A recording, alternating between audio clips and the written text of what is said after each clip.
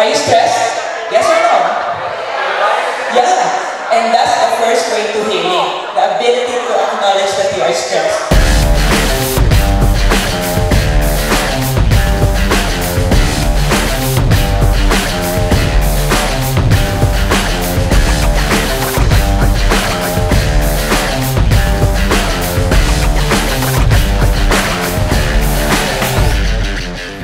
At the rate of 1 to 5, how much are you willing to stay fully attentive, 100% not texting, because you also wanted to learn not just the knowledge, but the technique on how to apply being a survivor, not just a survivor, but to live joyfully and not waste your time. 1, I'm not willing mag-text ako, di ako makikinig, alam ko rin tatlo. Or 5, I will commit to fully be attentive so I can pass on the knowledge, and all of us here in Tagalog Cooperative will live joyfully and not waste our life. Can you show me that finger 1, 2, 3, 4, 5 of your commitment? May I see? Okay.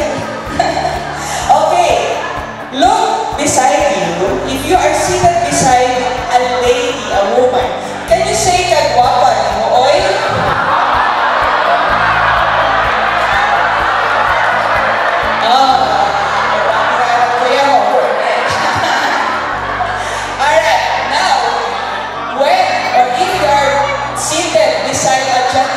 Can you say, pwede na? Right? Pwede na. Okay, na-stress pa kayo ba? Okay, let me ask you. Are you stressed? Yes or no? Yeah. And that's the first way to healing. The ability to acknowledge that you are stressed. You can't stop the waves in your life, but you can learn to. Okay, dun sa katabi mong hindi nag-join, sabihin mo, loading ka pa ba? Ulitin natin, ha? Okay, sabay-sabay tayo, ready, go! You can't stop the waves of your life, or in your life, but you can learn to, isn't it true? You go to an ocean, hintayin mo yung waves, pigilan mo siya, masakit. But when it approaches you and you try to learn how to swim through it, mas flowing siya. That you all have the capability not just to bounce back, even be greater than who you were before, and we call it positive growth. Hence, the latest now, we call it resilience. Question is, are you allowing yourself to reach this point, or do you give up? How do you want to be remembered?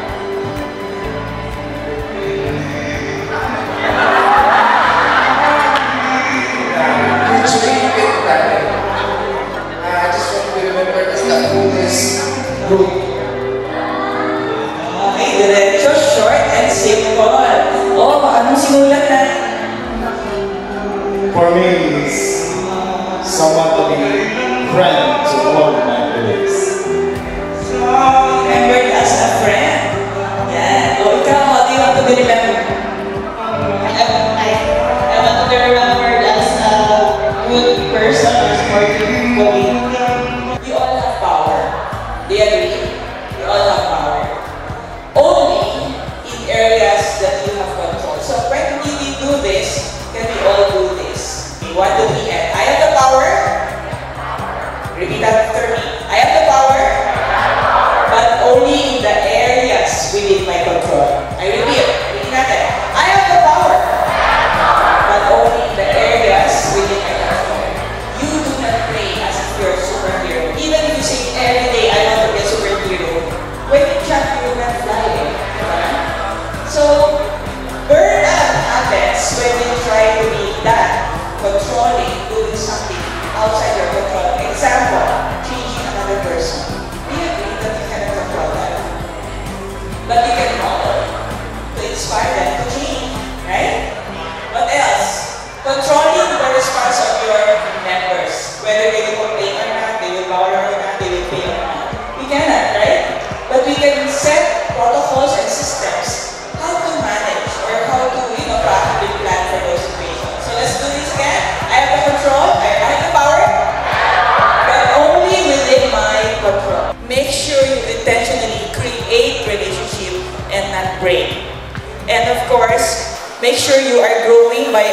yung thoughts, no? By applying L-A-R-T. Can you write that down?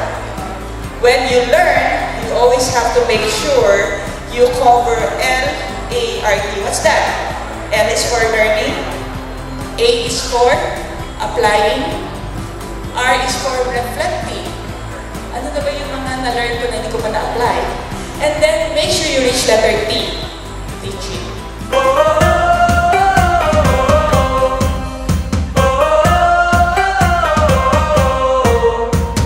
Dark days couldn't see my future staring right in front of me.